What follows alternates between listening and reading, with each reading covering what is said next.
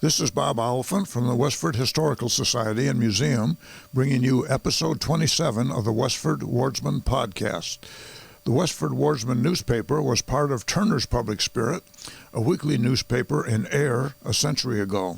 In this episode, we'll be reading the Wardsman for the week ending Saturday, July 4th, 1908. I will add commentary to elaborate on what was happening in Westford 114 years ago. The first section in July 4th was the Westford Center section. The repairs and renovations on what is to be the pleasant village home of the Emery J. Whitneys, now of Littleton, go steadily on under the experienced direction of Fletcher and Needham. The barn has been made practically like a new barn,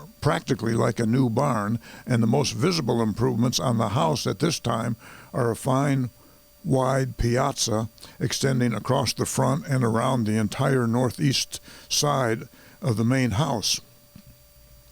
Also, an attractive bay window on this same side. I believe this is the house that's known as the Proctor House at 59 Main Street, just down from the town hall, a house or two. Further enterprise in building activity is to be in the erection of a new house on Main Street by Frank Drew on land owned by him on the west side of the street. The house is to stand on that part of the lot nearest to Nahum Wright's. In the list of our teachers at home for the summer vacation, appearing in our last week's column, that of Miss Edith Bicknell, at home from South Worthington, was inadvertently omitted. The J.V. Fletcher Library will be closed Sundays through July and August. Let this serve as a gentle reminder for this coming Sunday. I believe that the library wanted everybody to return any books that they had out before they closed for the summer. A number from our village attended the Strawberry Festival and Entertainment at Littleton last week, Friday evening, and report a thoroughly enjoyable time. Miss Ella Gill, who has been spending a number of months with her sister, Mrs. J. Herbert Fletcher, returned to her home in Ludlow, Vermont, the first of this week.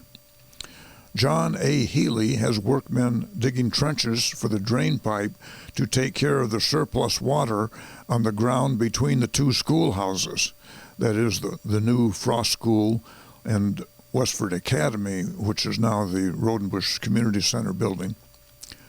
One main trench goes directly across the field, and two others diagonally meet the main trench at the back of the lot.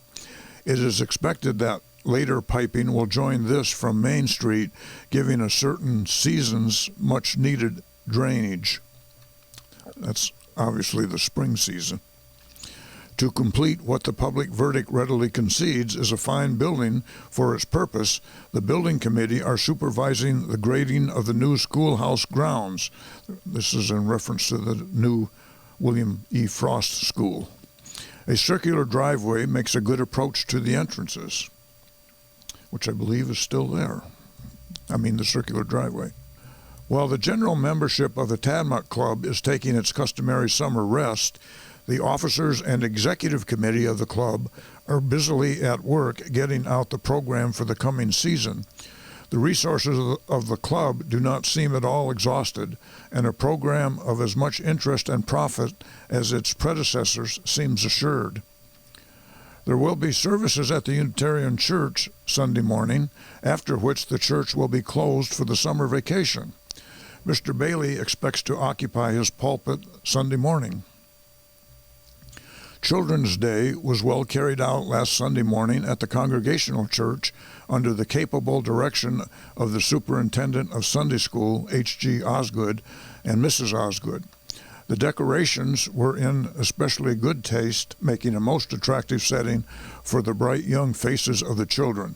The platform was banked with ferns, daisies, and delicate meadow rue, while clusters of crimson rambler roses at either end added a bright touch of color. So in case you get confused about the two churches in the center in 1908, the First Parish Church, what we know as the First Parish Church United, was the Unitarian Church, and what we know as the CPA building across the Common was the Union Congregational Church. A regular order of exercises published by the Congregational Publishing Society was used and proved most satisfactorily for Children's Day. The singing of the girls' chorus and the speaking exercises of the primary department were especially good. Mr. Charles Marshall, who was the pastor of the church, preached a short sermon which was particularly appropriate. Dorothy Hilda, the infant daughter of Mr. and Mrs. Oscar Anderson, received the rite of baptism. She had been born on July 20th, 1907. At the evening service, Miss Julia Conant of Littleton was present and gave a most interesting account of the life and work of Miss Corinne Shattuck, missionary in the city of Urfa, Turkey. It was a concise and intelligent outline of the life work of the earnest woman. The work of the industrial school connected with the mission was clearly given. Also, the experiences at the time of the dreadful massacre of the Armenians by the Turks in 1895. The collection taken at the close of the meeting went to Miss Shattuck's work. I'd like to say a few words about Corinne Shattuck. She was one of those little-known but very dedicated missionaries who lived a life of service to others. She was born in Kentucky in 1848 and orphaned 4 years later.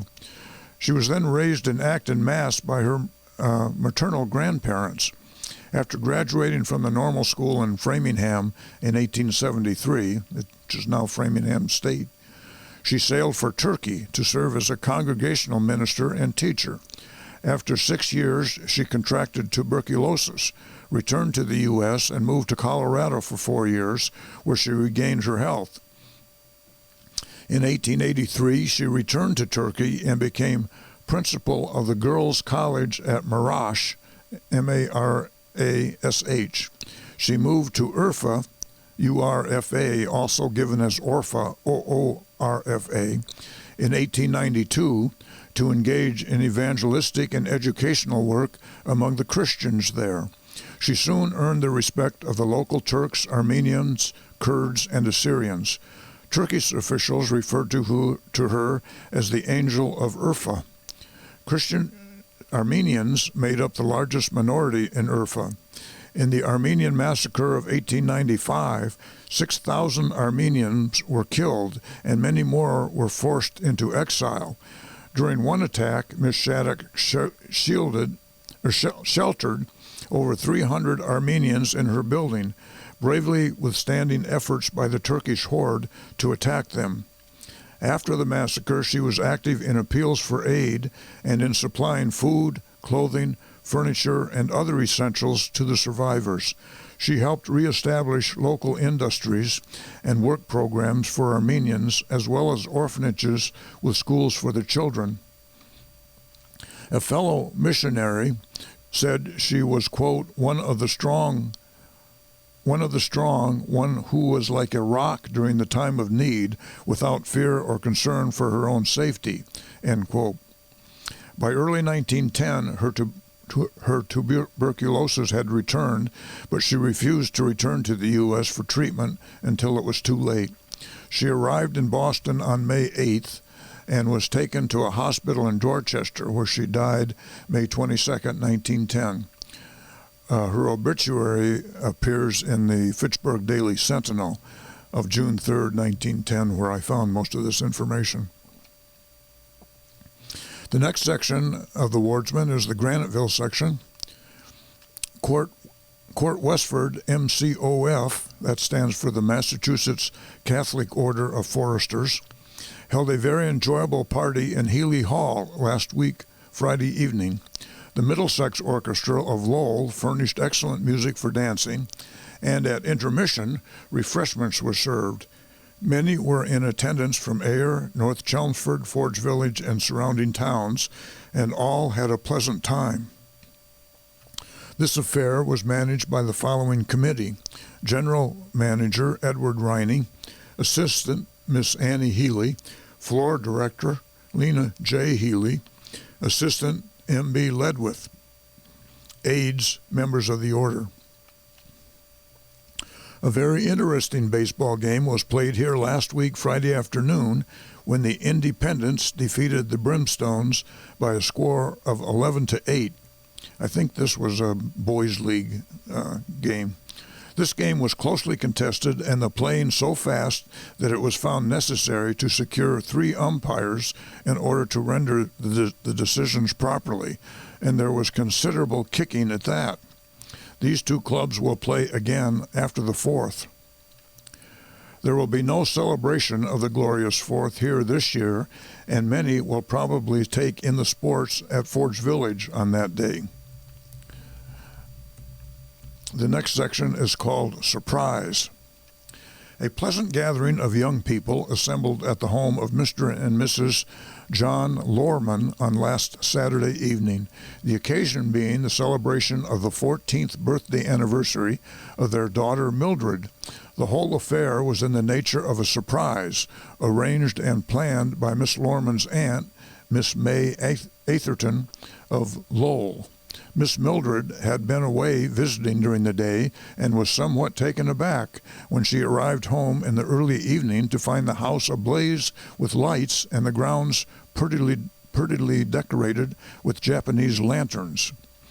On seeking the cause, she was given a welcoming cheer by her young friends, and Miss Ruth Furbish stepped forward and, in behalf of Miss Atherton, presented Miss Lorman a gold locket and a chain, suitably inscribed. She was also the recipient of many other pretty gifts from the children. The evening was pleasantly spent in playing games in the different rooms, which had been prettily decorated with daisies and yellow bunting, arranged in an artistic manner. A pleasing feature of the evening festivities was the bountiful luncheon served by Mrs. Lorman, the large birthday cake having a prominent place on the well-filled tables. After refreshments had been served, the following impromptu program was given. Song, Maud Robinson. Song, Goodbye, Sweetheart, Goodbye, Mildred, by Maud Shaw of Lowell. Piano solo, George Wilson. Song, Grace Robinson. Violin solo, Omer Leduc. Song, Frank Charlton. Piano solo, Ruth Furbush. Comic song, Willie Buckingham. Piano solo, Agnes Charlton. Song, Leon Holland. Popular songs by the company, Miss Emily Pren, accompanist for the evening. The party broke up at a seasonable hour after all had enjoyed a very pleasant evening. Among the visitors in attendance from out of town were Mrs. Edward Whittier of Fitchburg, Mrs. Robert Lorman of Tingsboro, Havelock Lorman and Miss Maud Shaw of Lowell, and Miss Hazel Hartford of Westford. The next section is the Forge Village section. Last week, Alvin Bennett's son, Frank of Worcester, received a very painful injury to his hand, it being badly lacerated by the machinery upon which he was at work. He was taken to the hospital for treatment. I assume this was at the Abbott Worsted Company in Forge Village, and the hospital would have been the Abbott Worsted Hospital in a house on Pleasant Street in Forge Village. On Sunday, June 21st, Fenimore Morton's 2 children were christened at the home of Reverend William E. Anderson, a former pastor at Graniteville, but more recently of West Virginia. The newspaper has just of Virginia, but I'm sure he was at West Virginia. The little ones' names are Walter Fenimore, who was born October 26, 1905, and Laura Amelia, who was born September 1st, 1907. The young ladies of St. Andrew's Mission gave a social party last Saturday evening. Ice cream was served, and the affair was a success socially and financially. Mrs. Minnie Drake and daughter of Brockton are at Mrs. Mary Drake's, Mrs. Ada Newt at Mrs. Randall's, Mr. and Mrs. Lewis Case and son Raymond at A.W. Carkin's. Miss Mary Chapman has returned to her uncle's, George Jackson, after a short visit to friends in Waverly. Miss Blaisdell, one of our teachers, is the guest of Mrs. Wilson for a few days. The trustees of the North Middlesex Savings Bank of Ayer have declared a semi-annual dividend at the rate of 4% per annum to be paid July 5th, 1908. The next section is the About Town section. There will be a hearing on the proposed improvement of Main Street before the county commissioners at the town hall, Monday, July 6th at 10:30.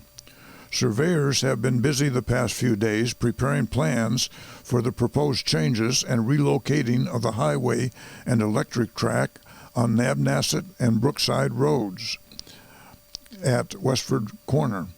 One of the proposed plans is to locate the electric track on the westerly side of the tenement house of Mrs. George H. McGregor, cross Sawmill Meadow Brook, and intersect Brookside Street in the rear of the tenement house of John J. Monahan, and lower the grade of the hill leading to the house of Charles Edwards. There are murmurings of discontent in part of these plans. Last Saturday, a large deer was seen swimming across Stony Brook between Brookside and Stony Brook Road.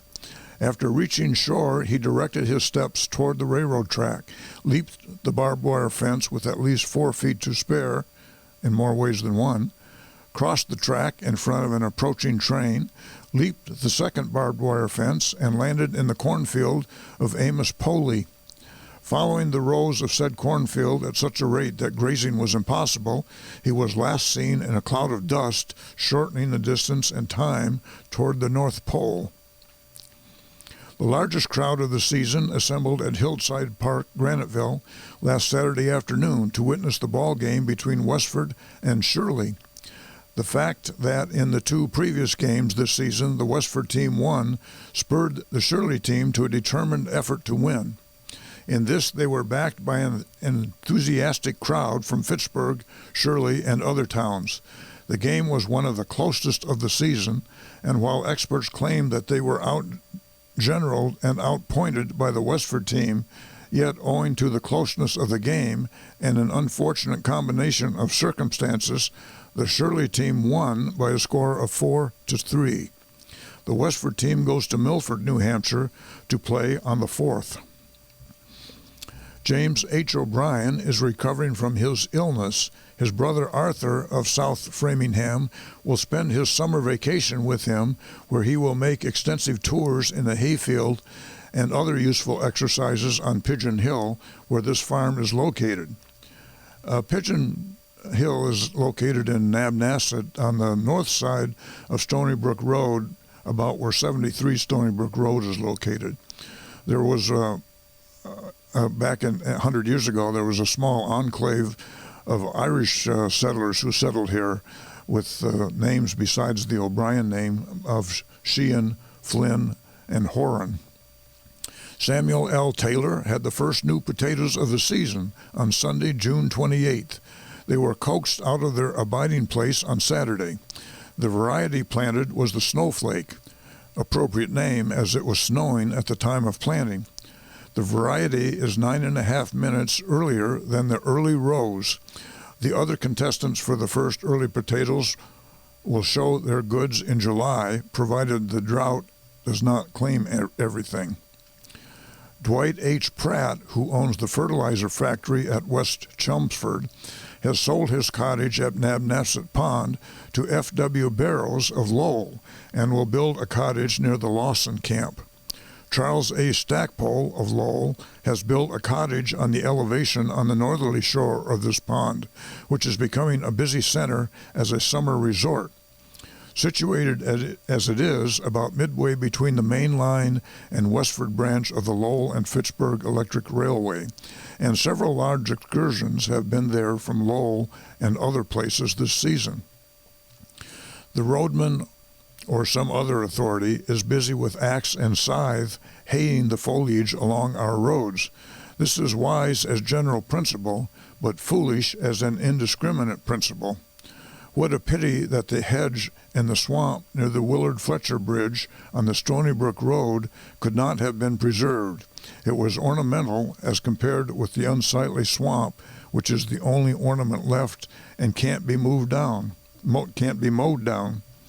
Oh, for 10 cents worth of judgment at this place and 5 cents worth at several other places.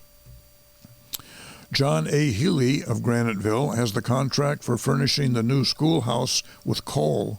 A carload has arrived at Westford Station and is being delivered. $6.50 per ton is the price reported by the school committee. And by carload, of course, they mean a railroad carload. The celebration of the 4th will not be expensive or intensive today. A few firecrackers will notify nervous horses that the day has arrived, and for fireworks, the ordinary lightning bug firefly will notify the inhabitants that the evening has arrived. If this does not satisfy, go elsewhere, young man, or wait for that appropriation next March. This is a little dig at the town for not spending any money to celebrate the 4th of July, and that's in the words of our friend Samuel Taylor.